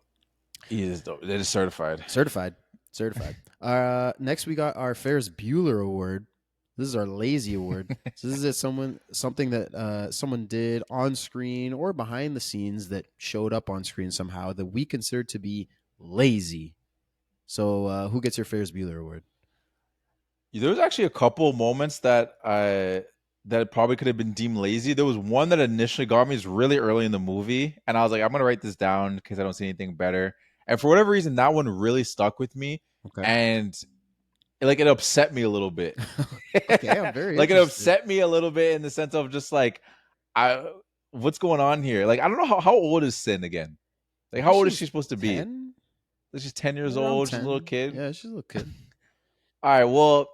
Was she being lazy? But what'd she do? No, it goes to the mom. Oh, okay. I give it to the mom because they're making their way through. Dad really wants to check this place out. Like he's not taking no for an answer, and it's just like, and the mom which is strange because the mom's like, "You wait in the car." That seems kind of crazy. Yeah, 10-year-old daughter is gonna leave her in the car. You guys don't even know how far you're going. If you really think about how far they went, how long would they have left their child alone? And then a whole That runtime is of a another movie they question left though. Like, how long were they in? Because they come back and the car's all dirty and like, yeah, that's you true. know. I was thinking that too, and I was also wondering if it was gonna be like one of these kind of things where it's just like, and it all never happened. But then Right. like there's dust in the car, and they're all confused. I'm like, oh, so it actually did all happen. Like we're not like jumping back to like and the time period. You know, like when movies do that, it's just like, and it jumps back to the time period when like they're about to make the decision. Like, wait, let's not go in there. Mm-hmm. And then like they look Oh, at I they zoom in see. on the cat. Yeah, Yeah, like I those. mean, I thought it was gonna be one of those kind of but things. it's also because we're in a spirit world, right? So it can easily be like time passes slowly or more Yeah. faster in here. Like we don't know. And another thing that I didn't actually notice, but I read, I'm wedging this in your lazy award. No, But, it's okay. We're gonna get there. the tunnel, like the building of the tunnel that they go into, is way more like run down and dirty when they leave, as opposed to Yeah, when that's they true. enter. I didn't actually notice it on the viewing, but I read that. And some of the theories online, again, Miyazaki probably just said maybe, but is that when you're pulling up to the tunnel, it looks really good to like try and invite you in, like it wants to have you come in. And then when you're leaving, it's like it can just reveal its true self because it's doesn't matter, I guess, at this point. Yeah, it's the lore. That's how she gets you, man. Yeah. How the witch gets you, man. Witches and vampires, and fairies. I mean, there's a lot of things that kind of lure you in. So I could just go on a rampage here, but no, I actually didn't realize that until you mentioned it. Like I'm thinking back, and it's like, I watched the movie like 2 days ago, also too, but it's still fresh in my mind. Mm-hmm. But yeah, you're right. You're 100% right on that. But anyway, Yeah, sorry.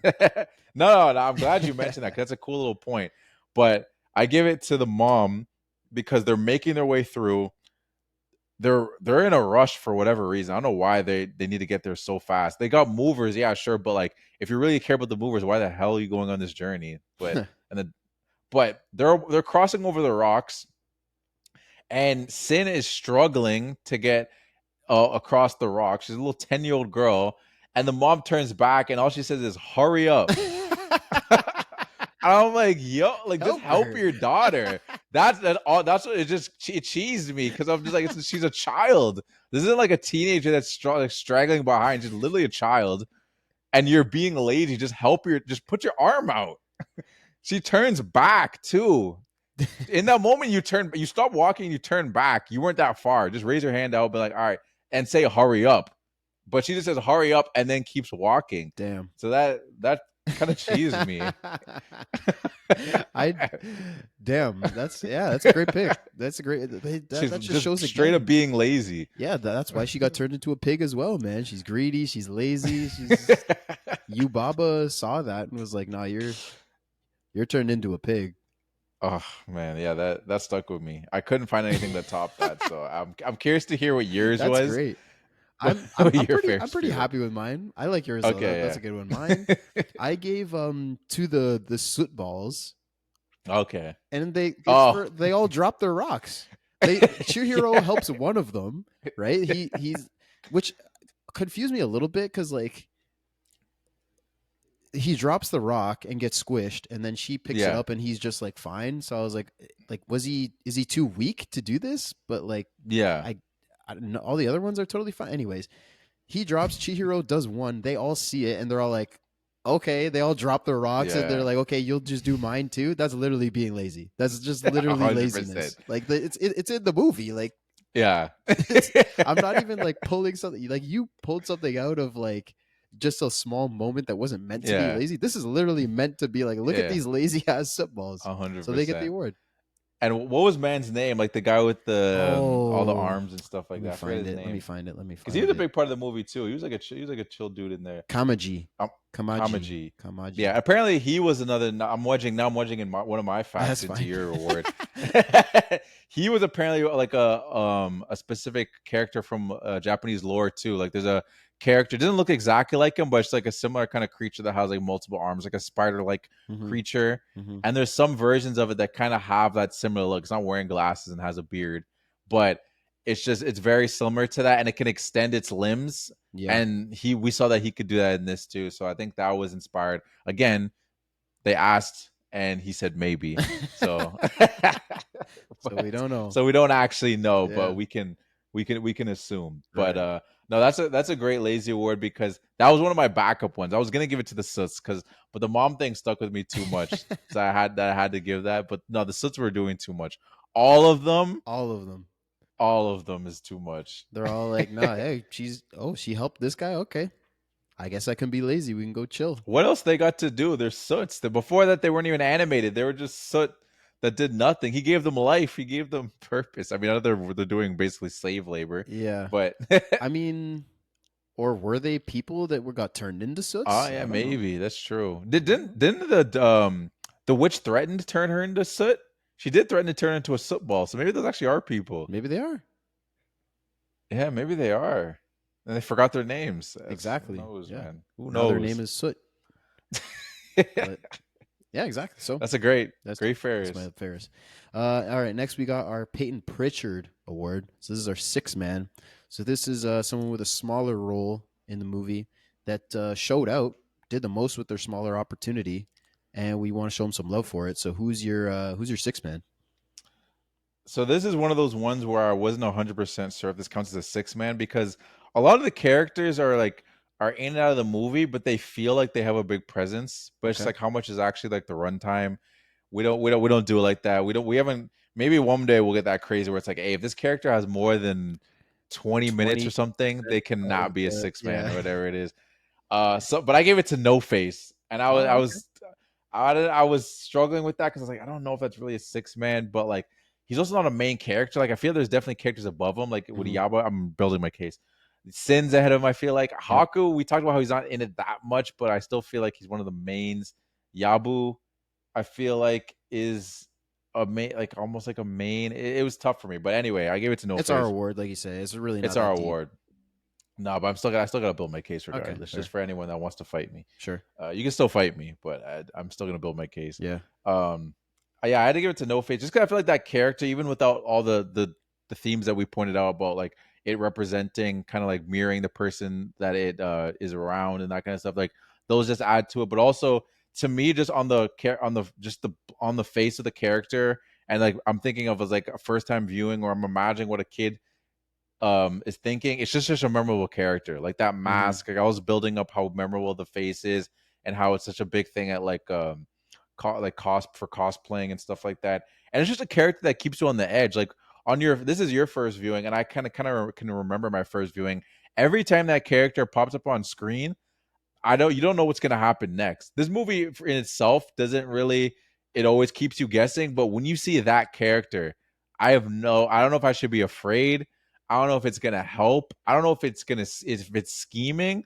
Like you really don't know what's his intentions. Like as we watch it now we get the full form of what the character was, but I was always kind of intrigued and excited because when I didn't know what this movie was, I knew that we were going to get a main character who's female, and I know we're going to get No Face. Yeah. And I just thought that No Face character was just so interesting. Without I was gonna say without ever saying a word.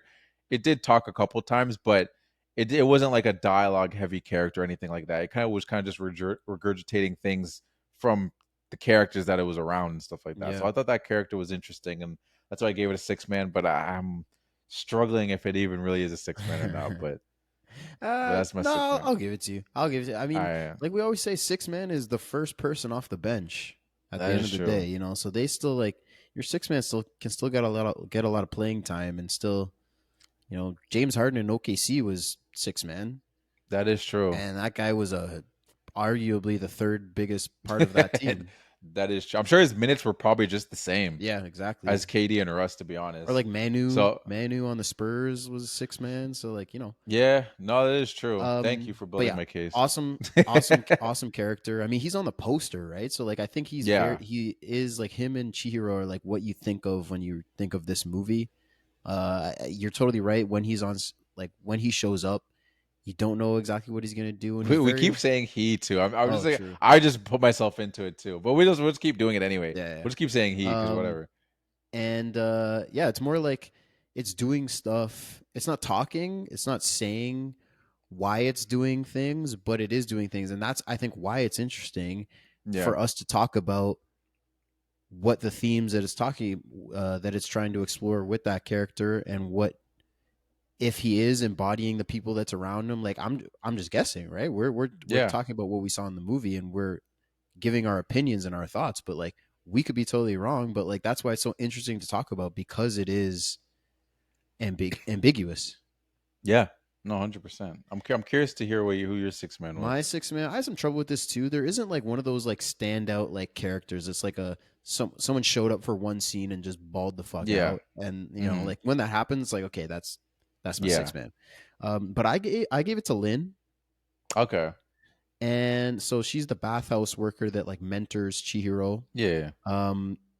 And it's really for taking her in when she didn't have to. She didn't have any past connection to Lynn like Haku did. Like Haku helps her, right? And he's like, "Oh, I remember you." And he remembers her name. Like they had this moment where he saves her from a river or whatever. So that like to me, especially upon first viewing and not knowing that he's like a river spirit, I was like, okay, he knows her from the past, so like this is why he's helping her. Lynn didn't have any of that. She decides to help her anyways. She cleaned the big tub for her and brought her out to the train tracks on that little boat.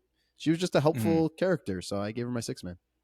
That's true. She didn't want to help her at first, though. I will say that. But like, it took a little convincing. You're right. It took a little convincing. But then, like when she was bringing her through the bathhouse, and everyone's like, "Oh, who's this person?" Everyone's looking at Chihiro, right? Like looking at her sideways, and Lynn's like even being a little bit mean to her. And then as soon as they get behind a closed door, she's nice to her. So I guess she was like putting on that front. So at the end of the day, I still think she wanted to do it.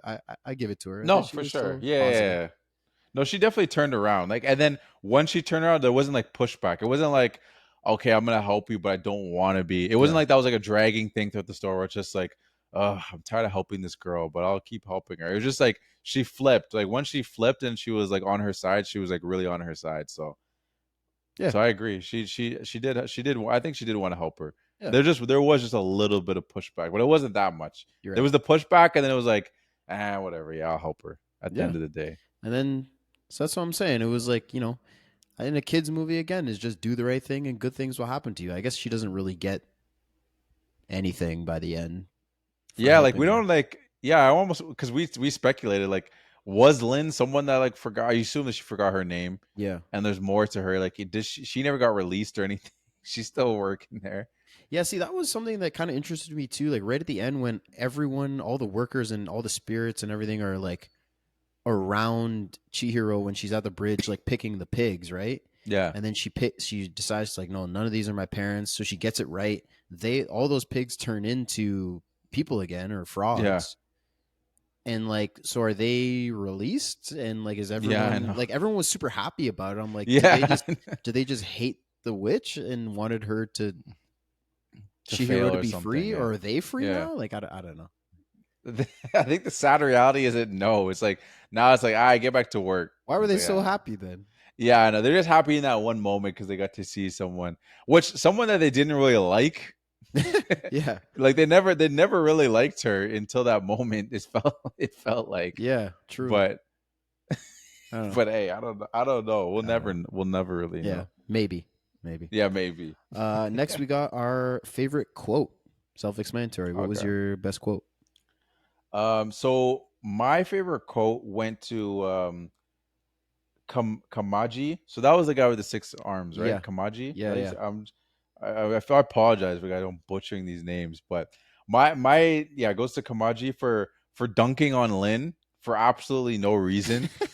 I don't know if you remember this part of the movie, but it was when Sin was consoling. Like it was when he was I think it was when Haku was a dragon or like on the verge of like when he was like struggling or whatever, and she's trying to help him, and she's like what's going on here? And he said something you wouldn't understand. Damn. Love. Damn. And I was like, I was like, why are you dunking on her in this moment? Why couldn't you just explain what was happening? Yeah, it just felt so unnecessary. Yeah, I ain't seen you with no man around here, Lynn. Yeah.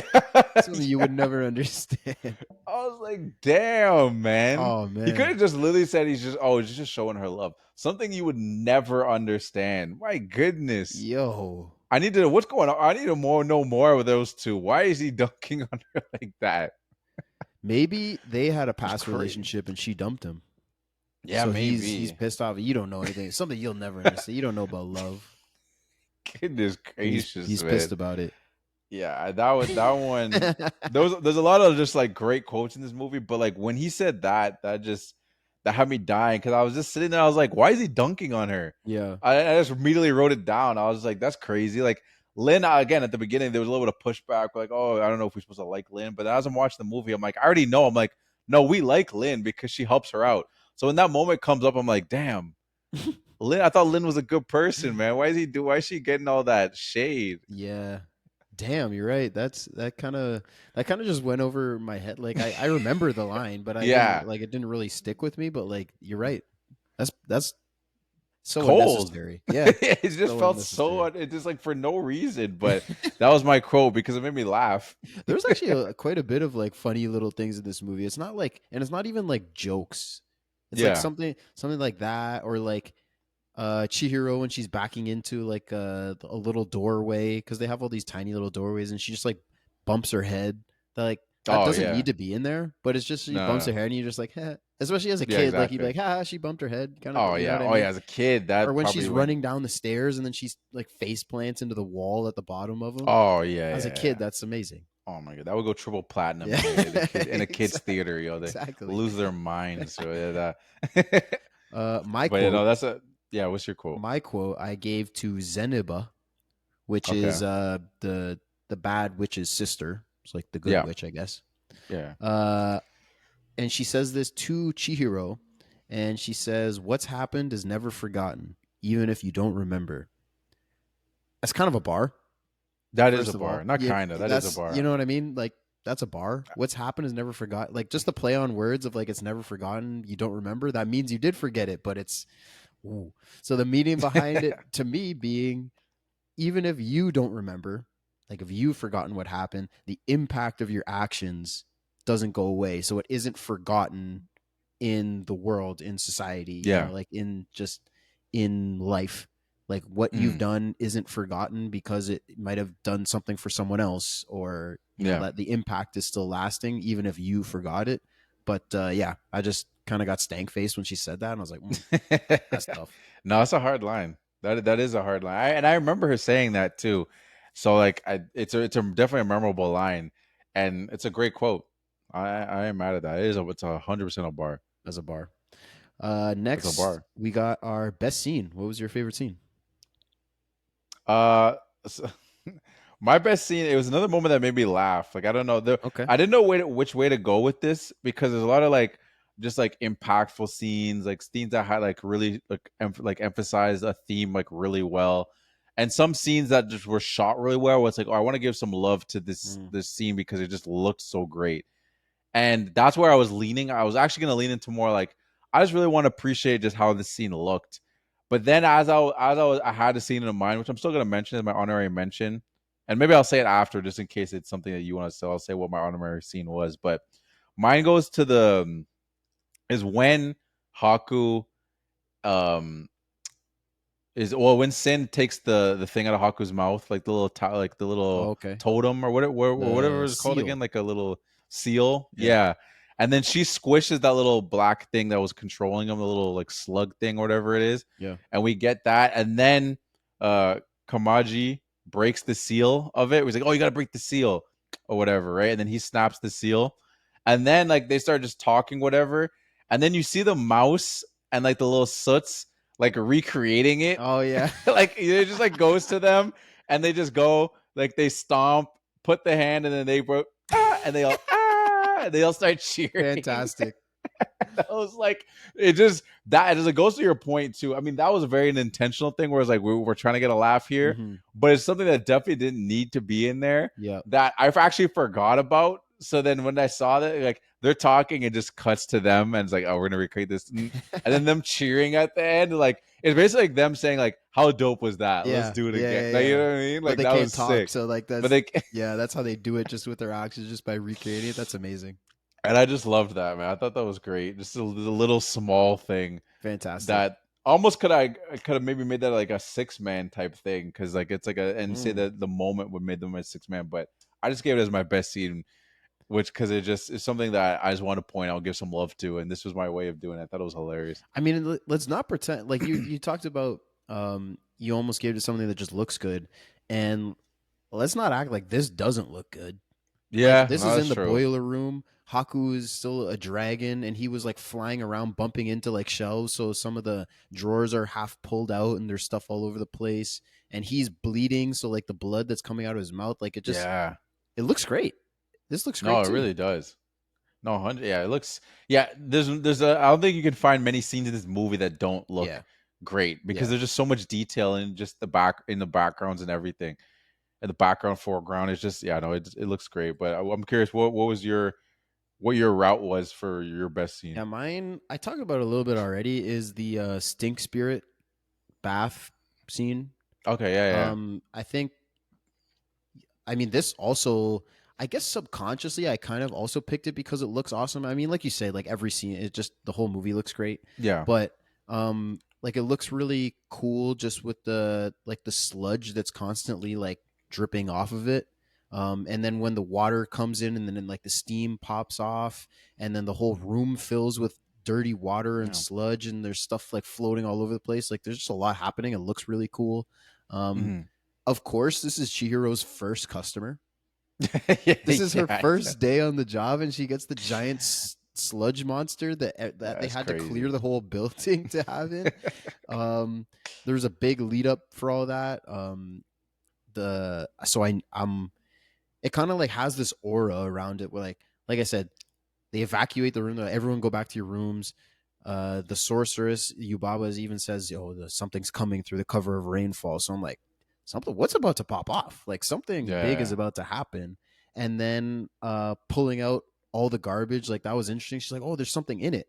Like I just didn't know what was gonna happen next. I mean, at this whole movie, you don't really know what's gonna happen next, but Mm. what they're pulling out and then just garbage, all this garbage comes out, and then it's just this like old man face that floats up ahead, and I'm like, what is this? What's going on? And then it turns into a massive dragon, flies away, and gives her the thing. I was like, this is just so much fun. There's just so much Yeah. stuff that happens in this scene. It was just a ride. No, that's a great scene. Honestly, that was one of the scenes that I thought about as far as like 'cause I was like, how do you choose like a best scene? Like Yeah. I was actually I was struggling with it because I was like, there's so many different scenes I like for different reasons, and I ended up just going like a scene that I thought was like funny that what you made a good point still looked really great, but that was a scene like I definitely was like in contention for me. I was like, this is a really great scene. I thought it like there's so many cool elements of it as you mentioned. So I'm glad you gave some extra love to it And an because interesting it is a point about the scene too, actually, is that Miyazaki said that once he cleaned a river and there was a bike Mhm. stuck in it, and 10 people wrapped a rope around it and pulled it out. So like that actually, he did that in real life. Okay. So that's why So yeah, he real some worked that mhm. into the movie. Okay, some real life inspiration or like a real life like, moment Hmm. that inspired like which is usually you always see that with like a lot of directors. It takes or any artist really. It takes some kind of real life moment that they can infuse into the art, which is that's cool. I didn't know that. Yeah, because it That's was interesting too. Like we just see like the handle sticking out, right? And she even thinks it's like a sword or a knife or something. And then Yubaba realizes right away, the witch. She's like, "That's not a sword. Everybody, come in here. We need all your help." Like she realized yeah. right away. She's like, so in that like for the few seconds while they're pulling out, like and we don't know what's about to happen, but she knows what's happened, and she's like calling everybody. We're like, why is she calling everybody? What is this? Like, what's gonna happen? Like, it just the there's so many little moments in it that just add juice. It's just Yeah. juiced up No, scene. no, it's 100%. And well, I think another thing too is just like it's so satisfying. Mm. Like that was actually one of my points when I was thinking about picking that scene of just like how satisfying it is. It's like almost like the pulling the sword out of the rock kind of thing, Yeah, where it's just like they're like, oh, we need to pull this thing out, and then you get everybody like, all right, I need to see what the payoff is, right? And then we get the payoff of all that stuff, all the sludge coming off, and the dude's like, oh, thank you, and I'm like, yes, thank you. Like it's just whatever it is. It's so satisfying just to see that like pan through for whatever reason. yeah. Good point. So Last but not least, our MVP award. Who gets your MVP?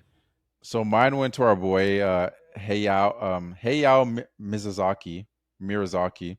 I probably butchered his first name, Yeah, but Miyazaki. Hiro Miyazaki. Miyazaki. But yeah, I mean he wrote and directed it. Basically everything we were talking about, all the lore stuff and the details that we were emphasizing in this movie is him. You know what I mean? Like you mentioned the storyboarding thing, and like my points about more so like the storyboarding and the animating. I was like, I thought it was an interesting thing that I saw. He said that, and it wasn't a maybe. He actually said this, but that he he's very traditional, obviously, and like he very detailed in like the art, because like the classic of actually like drawing it. And this is like we're already in the new age. It's 2001 now, where Pixar is doing their thing, and a lot of people aren't doing everything by hand anymore. Like a lot of like animations are now adding a computer element to it, and even because even Disney back in the day, they started off with everything was drawings, like everybody, and then as computers start getting in, we start moving that way. And he wasn't 100% opposed to it. So that was kind of cool how he was like, I know this is the new wave and I'm still traditional, but I still want to add elements because I still want to evolve in this space. Like there's certain things, like as an artist, I'm not scared of adding a little but know those new elements into the traditional style. Like it's a mix, like best of both worlds kind of things. And he's like certain shots and certain ideas, I don't know if we could actually do it. Like one of the things I think about is the flower shot when she's moving through the flowers. Like I don't know if you remember that, and Oh like the yeah, yeah, flowers are yeah. moving past her. I don't actually know for 100% sure if that was a computer animated thing, but like I feel like that'd be so hard to do by hand. Like Yeah. you probably could do it, but like I think that was a moment where they're like, I want to do this, I want this to look really cool, and I think that was computer animated, and I don't think that takes away from it. I think I still, because at the end of the day, it's still someone creating the art through that. This kind of ties into like AI stuff, but that's like a whole different conversation with AI art, because you still technically have a person that making the prompts or whatever it is. But it is with this staying within this case, I think it's commendable for him to not um shy away from doing that, and just his deep research. And we're talking about the authenticity of just really trying to make sure that's authentic to like Japanese culture, and trying to get in all these different elements of like folklore and stuff like that, just makes it so layered, and it makes it so fun to like research, and then be able to appreciate like, oh, this character, because that's kind of what you have to do. Like it could be overwhelming if you try to understand everything. Just like find a character that you like from this movie, and just like research on that, and just find all the lore with it, and see what it means and what people speculate. And then when you come back to the movie and you see that character, then you have a more of appreciation for that character. You can keep doing that. And I think that's why this movie is in the top 100 of greatest movies of the 21st century. So he got my MVP because this movie is deeply layered, and it's just a fun watch visually, and just like following the story as well. So Yeah, 100%. I mean the shot going through the flowers, mhm. um you're right, it doesn't take away from the rest of the animation at all. I think it's really cool. It's an addition Mhm. to it because it's not like you're taken away in that moment and be like, "Oh, that was made by a computer." Yeah. Like we're watching an animated movie. Obviously, there's Yeah. going to be stuff made by a computer, and I think that stuff really looks really cool. Even like there's a little tunnel kind of through the flowers, and it's like twisting Yeah. through at a high speed. Like it looks great. I mean, the whole movie looks great. So Yeah. yeah, I have no beefs with him mixing into. I would applaud it if anything, Yeah. and he's my MVP too. He has to be. Okay. Yeah. Anybody else Yeah. would literally just be wrong. Like the lore is so deep, the characters are so interesting, this world is so fantastic. Like everything about it is just came out of this guy's head. It Yeah. like there he is the MVP, like unequivocally. He, like you said, wrote it, directed it. I mentioned he did drawings for it, the whole building, storyboarding thing. Yeah. I think all the little details too that ground the movie kind of make it feel real, as real as it can be, in Yeah. this spirit world. Fantasy. Yeah, fantasy world. But stuff like Chihiro, like when she puts her shoe on, when she gets the shoes from the soot balls, she puts it on and then she like kicks her foot on the ground to like adjust Mhm. the shoe onto her foot. Like Yeah. you don't have to do that. There's no reason for Yeah. Sure. you to have that in the movie. This is an animated movie. You drawing the shoe onto her foot. It doesn't matter Yeah. if it's comfortable or not. You know what I mean? She's not real. Mhm. So there's no Yeah. reason to have that. But it's just a tiny little thing that's like, oh yeah, this is just a little kid like putting her shoe on running out the door.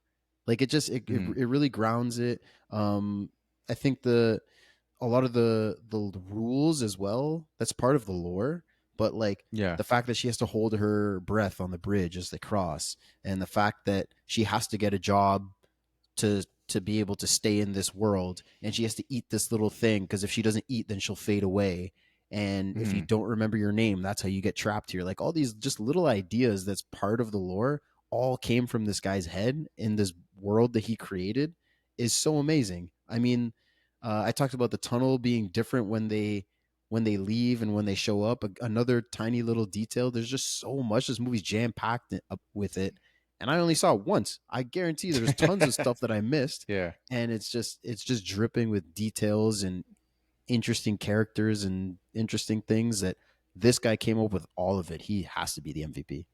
100%. And I'm excited for us to do more of his movies too. Like I said, I've the only other ones I've seen is Princess Mononoke, which that recently just got its IMAX release like back like a couple months ago, and people went crazy for that. And then Howl's Moving Castle is one of my favorites too, and I've never deep dived on any of those because I didn't have a podcast, and I watch little videos in here just to like fill in some gaps. But this movie was fun to dive into, and there's obviously so much more that that we could definitely find. So yeah, he had to be the MVP because he's a legend. Yeah, he's a legend, 100%, a living legend. That's right, 84. Yeah, still looks good. Yeah, still looks great. Do you have any other final points, or before we wrap it up, or any final facts, or any kind of points that popped up in your head? Finish it off. All right. Well, I'm glad that we finally got us certified again. I don't sleep well at night when we don't get certified. I know some of the listeners do too. So we can all sleep well. We can all sleep well. We're good, guys. And if you want to join the conversation, what's it called? Be part of the family meeting.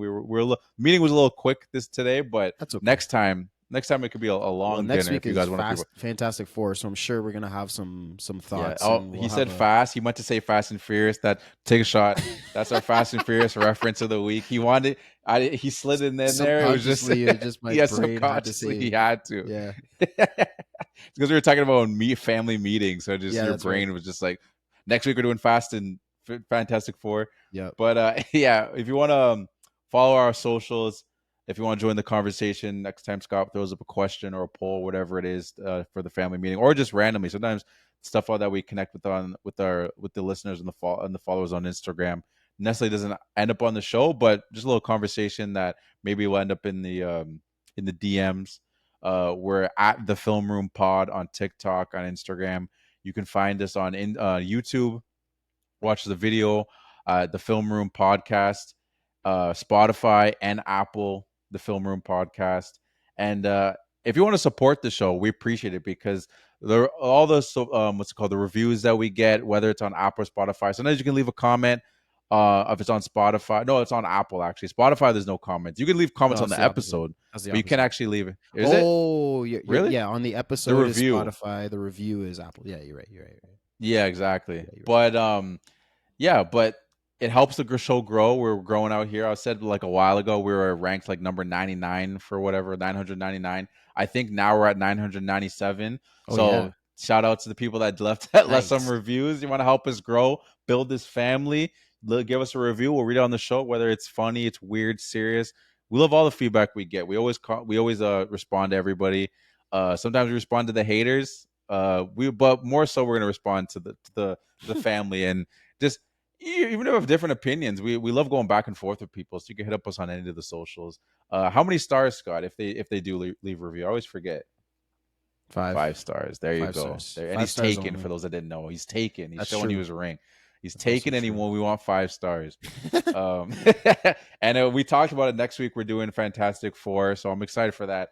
We both, just like Superman, have probably high expectations, just because we're not diehard Marvel or DC fans or anything, but we're some people that grew up watching superhero movies, and we were all up in the first 4 phases.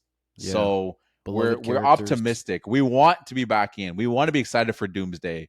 This is basically the tipping point to get people to be excited for Doomsday.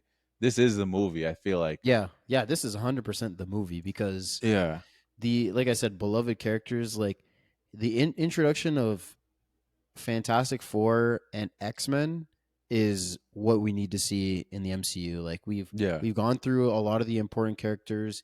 They tried to build up some of their less popular characters. Didn't work. It's a nice way of saying so it. we need to so now they got a hold of great characters that we know people like.